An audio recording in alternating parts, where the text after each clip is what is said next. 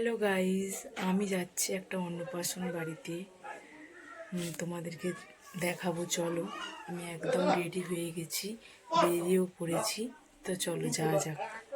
আমরা রাস্তায় চলে এসেছি, এখন আমরা বাইকে করে যাচ্ছি।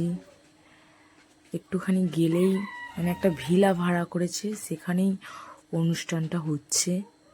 চলো যাওয়া যাক।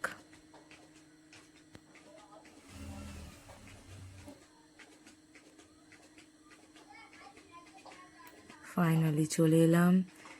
গেটটা দেখো, খুবই সুন্দর করে সাজিয়েছিল। চলো ভিতরটা একবার দেখা যাক। দেখে নাও গাইস ভিতরটা একবার। এখানে কফি, পকোড়া, ফুচকা স্টল দিয়েছিল। আমি এক কাপ কফি খেয়ে নিলাম বসে। তারপরে একটু পকোড়া খেয়ে নিলাম তিনজন মিলে। চলো উপরে যাওয়া যাক, উপরে আরও কিছু আছে। আমার বাবু আর আমার বরমশাই হেঁটে আসছিল। এই যে ওখানে চেয়ার বেঞ্চি পাতা আছে, ওখানেই দুপুরের লাঞ্চ হবে। এখানে কি সুন্দর স্টেজ মতো করেছিল। বাচ্চাটা ওই রুমের ভিতরে ছিল। গাইজ কেমন লাগছে। এই যে এই বাচ্চাটার অন্নপ্রাশন হচ্ছিল, বাচ্চাটা কি সুন্দর শুয়েছিল।